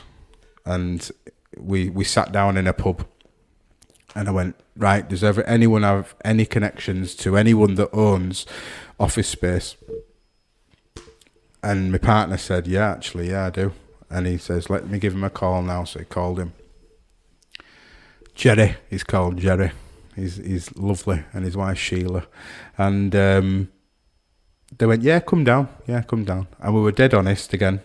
Yep, got no money, mate, nothing. He went, well, I do need to have a bond and a first month's rent. And he told us how much it was. And Joe went, right, okay. My partner, Joe. He went, right, okay. So we went away. We had a think. How can we get this money? Joe made a few calls to some ex-clients of his that he'd had in the past, years and years ago. And he got a bite. And someone bit for the exact amount that we needed for the rent and agreed to stay on a 12-month retainer for that amount every month. So we had our rent sorted. The next day, after viewing the office and saying we had no money, we went back and gave him the money for the rent next day. And in the meantime, there was all the process of like setting up the business, and you know, there was all that which we did do beforehand, and it's important not to gloss over that, because a lot of the beginning of doing a bit like setting a business up is hard, and a lot of people abandon it because it's confusing. You don't know what to do. What's company's house? What do you set up? Are you a limited company? Are you a sole trader? You know, what's an LLC? You know, when do I do my taxes? You know, all that kind of stuff, which by the way, you should be taught in school, and you're not, because they want you to be slaves to the system. Different story, different time. And we got through that. We got the money for the rent every month, and then it was just about, right, how much money do I need in my bank at the end of this month? And unfortunately, it wasn't a small amount. It was, you know, it wasn't a small amount for the time. It is a relatively small amount now that I'm able to kind of, I've been able to pull myself out of that ditch that I was in. But at the time, like, it was £2,000 a month is what I needed, after tax in my bank. And that was quite a lot of money, really. From starting scratch. Yeah, I needed it. You're not like a salary or whatever else. You're finding that £2,000 a month. And I'm guessing that's both of you needing that as well. Yeah, well, what I needed, he needed the same. So it was like, right, so we've got the rent. So now, what's our target? Well, £4,000 is what we need in this business, and we need someone to give us that money. And how we're going to do that? So we got the money for the rent by selling Google ads, and it was me setting up the ads. And I did have a contact with someone who did it freelance as well, which we ended up paying him to help us out a little bit as I started to take control of, which then later developed into more sales, which we actually ended up getting enough money to pay ourselves what we wanted at the end of the month at the absolute minimum. So in the first month, we made it enough to pay our wages plus the rent. And we had that guaranteed at the end of the first month. And that was and we had no money in the business. I had zero. Basically, I had 30 days to find money. Yeah. That was it. At this point, like, after your first month, are you then thinking, fucking hell, we've got this. We're nailing it. We said $5,000. We've got $5,000. Are you thinking, shit, next month I need $5,000. The month after I need $5,000. So the benefit is that we were selling it on a retainer. So we were selling it on a basis of like, okay, do you like this service? Is this a good service? Yeah, I do want to do Google Ads. All right, this is our retainer. That means you pay us that amount of money every single month for a guaranteed amount of time. We didn't contract people in, but we always suggested 12 months because really you do want a 12-month like strategy. You do need to have a 12-month strategy.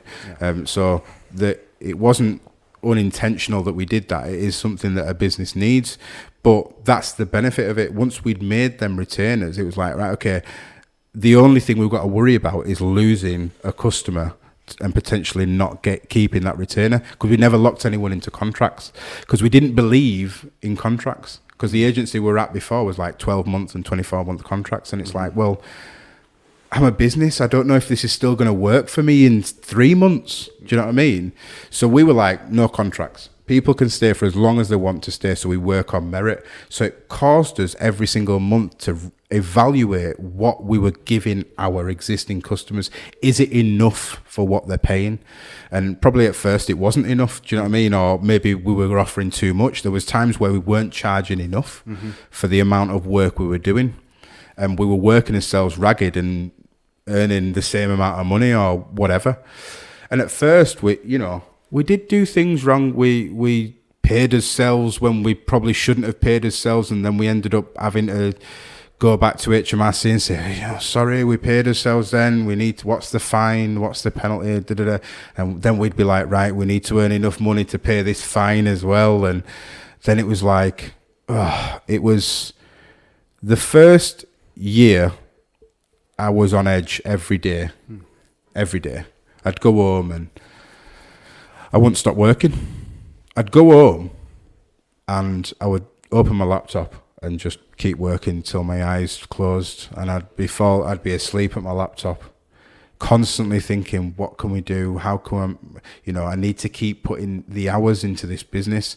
And the thing that you probably don't hear is that like it really, really affected my relationship with my partner, like massively. She got the brunt of my stress, but she's just such a kind-hearted person. Like, she's so, just to the core of her, she's good as a person, and she could, without her, I wouldn't have been able to do this. Like, straight out, I wouldn't have been able to do it without her, because she allowed me that peace of mind at home. She understood why I was stressed. She's a home bird. She likes to create a homely environment, and she did that for myself and her and our son. Clarification: he is my stepson. He's not my blood son, but we don't have stepsons and stepsisters. He's my son. And he has got a dad, and he is around. So just to clarify, he's not a piece of shit. He's actually trying. So that's good. That's all you can ask for. So we're talking about the business, first few months. Then I'm kind of worried. The first year, I'm on edge every single day. I'm working till I'm falling asleep every single day, every hour that I can. Probably unhealthily burning the candle at both ends. And then we went through some real turmoil in the business, which I don't think is appropriate to kind of bring up, but there was some real turmoil in the business between the people that were working there, because it wasn't just me and my partner now. We had about 3 other people that were there, and that's when you really understand each other's personality. Like, you get to know people because you're with them at least 9 to 5 in what is a relatively small office, smaller than this room, and you are just like hyper focused together. Everything you do is you can hear everything that everyone else is talking about, you can hear all conversations, you're all focusing on the same thing, and then tensions are high, people argue. I'm prone to arguments, I'm prone to being like quite loud and aggressive, which I've over the years managed to tone down, but that is that is like my instinctual kind of thing, is to fight. That's just what I'm like instinctively. And you know, there was a lot of problems with a lot of different aspects at the start, and you have to be able to work with the people that you're with. It's better to have, you know, 20% of something than 100% of nothing. So if you can team up with people that complement what you want the business to be structured like, then that's what we were doing, and we all just came together, and we thought it was going to work, and it didn't. And it ended up being that everybody else dropped off, and me and who's my partner now stayed on. And then we, you know, and again, nothing bad about the people that were with us at the start. It just wasn't for them. Like, I still, you know, I hope that they're doing great, and I try and stay in contact as much as I can. But away from that, my focus was, I need this to work. It needs to work. Like, if it doesn't work, then I've put a lot of time and I've risked my relationship with my partner, who I absolutely love. And it was just, I was so determined to make sure that I succeeded this time. And what people don't understand is I have tried to set businesses up in the past and failed more times than I even can count. I can't tell you how many times I've failed. I have failed at setting businesses up and lost money on things.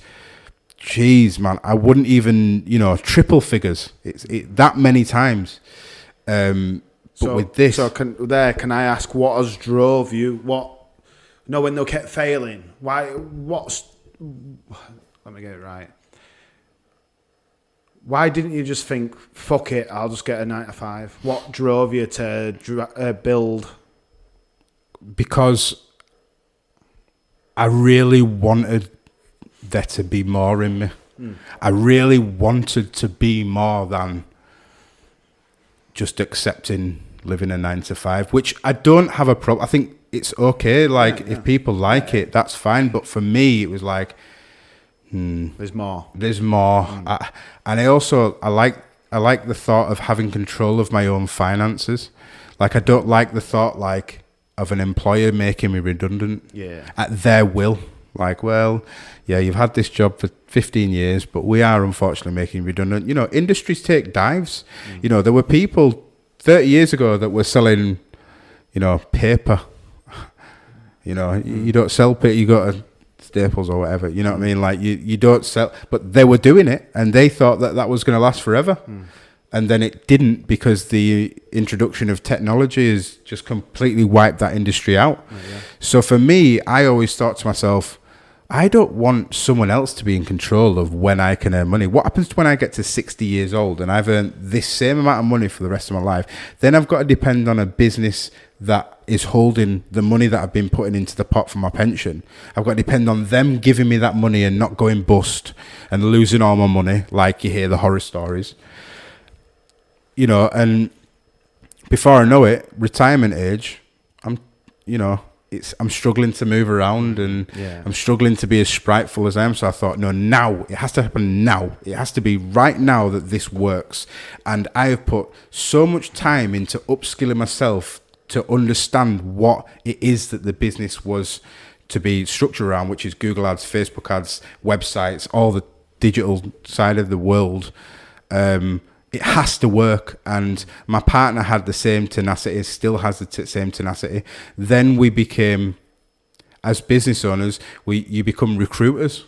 So you have to recruit your team, the right people to be around you, and there's a lot of kind of attrition at the start. Like, you have people that you employ someone, then, you know, it's not for them, or they don't want to be in a startup, and you can't offer them the money that they probably deserve, and they don't have the same vision as you, and they can't see past the fact that you're in an office that's got a leaky roof, that, you know, in the winter it's freezing cold and you've got to sit in your coat, and, you know, they can't see past that, which, fair enough. Do you know what I mean? It's hard to see. I could see past it because I could see the vision. I could see what I was aiming for. So yeah, that's, and then, you know, fast forward to right now, today, we're in our 4th successful year. We've never lost money. I think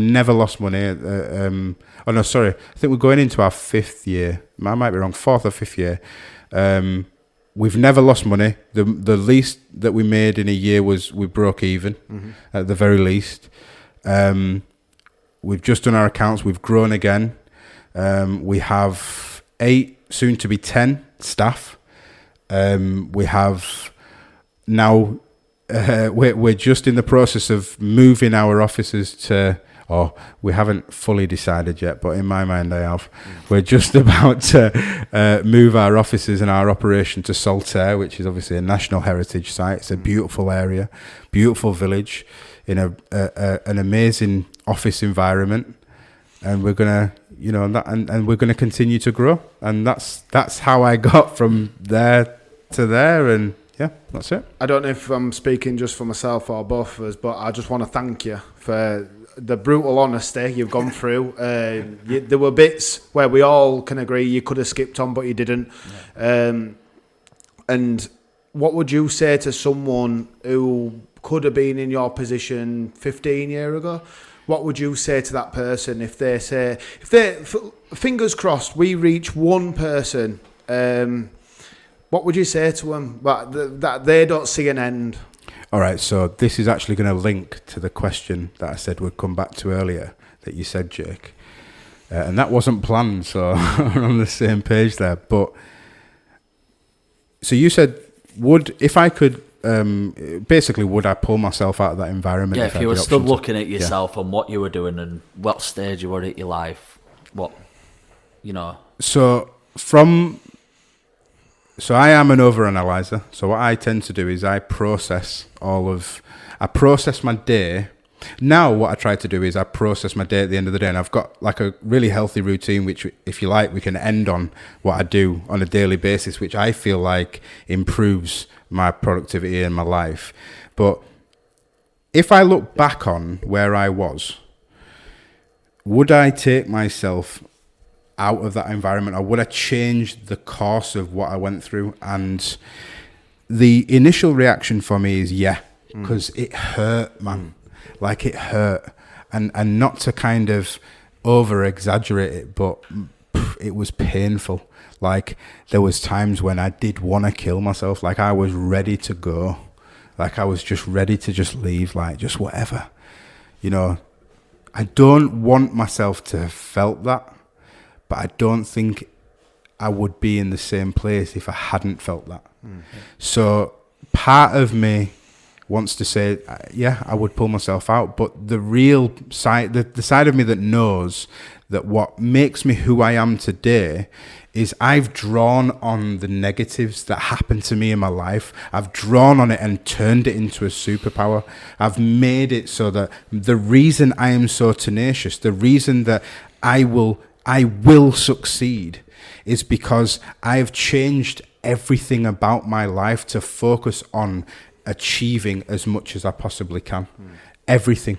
Right. I mean, we didn't even touch on who Deepak Chopra and Wayne Dyer are. Yeah, we're going to ask you that at end, actually. Which, to be honest, that is a whole other episode, I'm happy to sit here, by the way, guys. Brilliant. Thank you for having me. Like, I've loved it. I love talking, as you know. And I really hope this goes somewhere, and I really hope it helps people if it can. But, I learn about myself through that. I've told you the kind of face value ladder of where I went. I ended up owning a business, but there is a whole other side of that, which is like you attract what you put out into the universe. Like, there's all this thing about think positively, and it's been so overdone that people roll their eyes when they hear you say think positively. It's not just about you can't just think positively and be okay, but you have to put out into the world the positive energy. And once you put that positive energy out to the world, you will continue to get some of the negative energy back that you put out into the world years and years and years ago. But what you got to do is continuously put positive energy out. Take that negative energy when it comes back to you, and eventually it just becomes less and less and less, and all you're receiving back is positivity, and all you can see is opportunity in the world. If I didn't see opportunity in running a business and jump on it immediately when I had no money in the bank and had to risk everything, if I didn't see an opportunity to do that from being homeless to being in the position to do that. Like, I'd lost everything before, so I knew I could deal with it. I think going back literally to your slip of paper around table moment, I think a lot of stuff has been like visualization and manifestation for yourself. I mean, I do believe in it. I wear this around my neck, and there's a piece of paper in there with my stuff written down like 4 or 5 years ago. Amazing. That's so good to know about you. That's amazing. The difference is, by the sounds of it, being at absolute fucking rock bottom has really, really helped you. Yes. You couldn't go any lower, so you've put everything into going forward, which is 100. Unreal, exactly really. Like, it's nice to see success, and I think it's a good opportunity for us to just explain a little bit. That's exactly the ethos behind this channel. I've said it in description if you've read it. It's on his Twitter. The journey's often a lot more impressive than the destination, and no one at the top of the mountain fell there. You've had to... Cookie's a prime example. Basically a fucking down and outer and a drug addict, and he's ground, put effort in, sleeping basically with his face in his laptop. And for our audience and people watching, like KP said earlier, if this helps one person, just know that there's hope.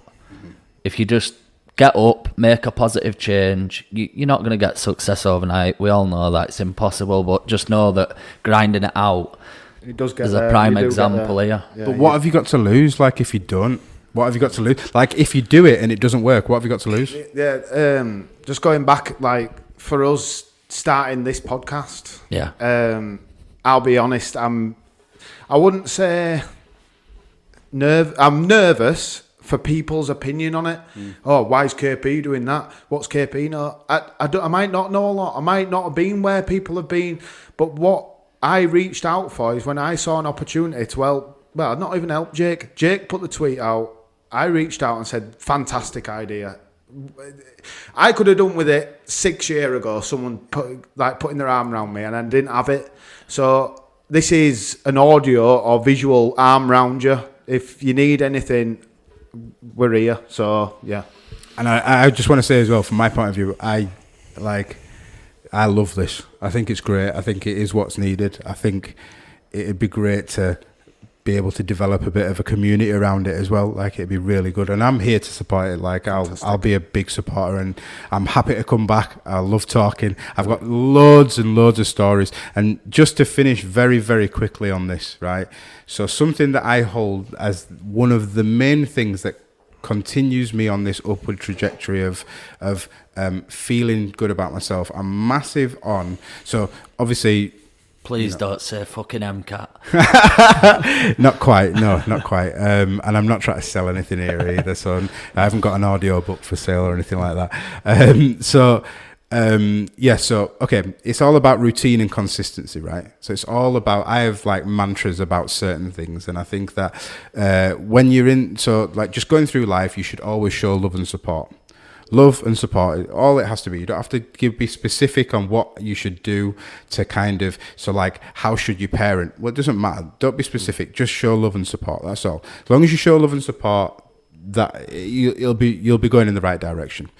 And then it's all about kind of like understanding your body and understanding the signals from your body so that you can improve. You know, I suffer with anxiety. I've suffered with anxiety since I was young.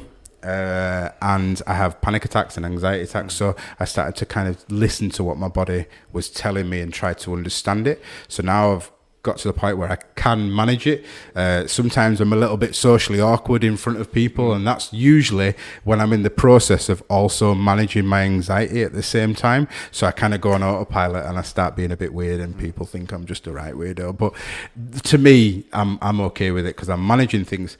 And the way that I do like manage my health on a daily basis, I am not the perfect specimen by any means, right? But I feel amazing from doing just a few small things. Just making sure that the first thing I do in the morning is I get my heart rate up. I just move. Don't matter what I'm doing. You can do 5 sit-ups. If it gets your heart rate going, just do it. The second thing is I drink lemon, like freshly squeezed lemon with lemon in the water in a hot drink. And that helps to clear your organs out. It helps to give you all the antioxidants and vitamins you need for the morning, and it actually quenches your thirst better, and it makes you more energetic than a coffee, right? But then on top of that, which is like the most important thing that I think I've done, is I've started taking regular cold showers. I cannot tell you. At first I was like, no, I love a hot shower, me. I love a hot shower. But what it does is it just like fills you with energy at first. You don't, it's hard to explain when you haven't experienced it. Like, you just have to start off slow, do it a little bit colder, 5 seconds, 10 seconds. I'm at the point now where I have it on the full coldest one, and I can just stand under it for 5 minutes and I'm all right. I think that is probably the best way of taking yourself out of a comfort zone. Like you say, everyone enjoys a hot shower. Yeah, that's it. Everyone. If you can go into a... Unfortunately for me, my thermostat's broke on my shower. It's only hot. He'll tell us out. He'll tell us out. I've got a witness at home who will vouch for me. But it is, what you're saying is, take yourself out of the comfort zone first thing in the morning. That's it. And then you've achieved something for the day. Where regardless of what happens, you've achieved something. You've got a cold shower. And that's it. And I think just be consistent with your health, and your mental health will follow. Do you know what I mean? But that's it, yeah. Can I ask you one more question just before we wrap it up? Because we're getting on now. Sorry to keep you. It's all right. What are your future goals and aspirations, both personally and in business? So this one is something I've thought about, and like part of me wants to not sound like what I want is I want to help as many people as possible. But the first thing I need to do is I need to help myself and my family, right? So I can't help anyone unless myself and my family are in a really comfortable position. We're not there yet. We're not quite there. Like, we're definitely well on the way to being there. And no doubt it will happen in the next year or so where we're very comfortable. Luckily, right? But what I want to do is I do want to continue growing my business. Everything Digital, by the way. Let me just do a little shameless plug. I was just going to say, we don't even know the name of your business yet. So Everything Digital Official on socials, and on TikTok we are Everything Digital Global. Don't ask me why. So I want to continue growing Everything Digital. I want to continue helping businesses. I would love to see Everything Digital turn into a little bit of a kind of baseline knowledge base for a lot of businesses to approach and get knowledge about the digital world for free. I would love to be able to offer that to businesses so they can have an understanding of what they're being sold. And then in terms of so that's business wise, I'd love to see that grow. I do want to eventually invest in a couple of other businesses as well. I'd like to have multiple businesses that I am not necessarily in to run, but I invest and I do a lot of the paperwork and the admin behind it as well, and I employ staff. I'd like to do that in a very ethical way. Like, I'm very much for, from a young age, my sister came out as transgender, so I was forced to kind of almost understand that instead of having an ignorant view towards equality. So I want to kind of build my businesses in an ethical way and help as many people that work for them businesses as possible in every way that I can. I want to grow my personal life. I would like to get us to a point where we are secure for life. I want to get to that point where we have a couple of million that is just there forever, and not be too greedy. I mean, obviously, if it gets to the point where I'm earning more and more, then I'll always explore ways to kind of help in any way that I can. Well, don't forget us too when you want to help someone. With you guys don't forget me. You might get got a couple of million doing that. Just give us like 200 will be good. So yeah, I'd like to help as many businesses as possible, and then when it comes to my personal life, get me and my family to a comfortable spot. And then what I really, really want to do is I want to sort out our immediate families around us. So like my mum, my dad, my mum is doing great with Kitchen Boss. She is still sort of living in the same area, probably mainly because she's just used to it now. My dad is retired and he's had a successful business, so he's kind of all right. But I want to give them guys a cushion that they can rely on for the rest of their lives. And that's what I want to do, whether that's houses or jobs or whatever. I want to create the opportunities for them to be comfortable for the rest of their lives. That's what I want. Brilliant. Right, I think that's us. Bedtime. Can't thank you enough for coming on. Cheers, Cookie. No worries. Thank you very much, guys. Right, that's it, episode 1. We hope you enjoyed it. Stay tuned, like, follow, subscribe. We're on Twitter, YouTube. We have got other social media outlets coming, but and we'll get an email address. I don't know about Jake, but even if people don't want to come and sit on the chair and tell us a tale, maybe an email, just a snippet of what you want to get across, just a voice, be the people's voice, really, aren't we? That's where we want it to be. I think more feedback we get, more we can give you. If you need someone like Cookie to talk to, I'm sure I'd be willing to help. And like you say, if you've got a tale to tell, then get in touch, please. Thanks a lot. Perfect.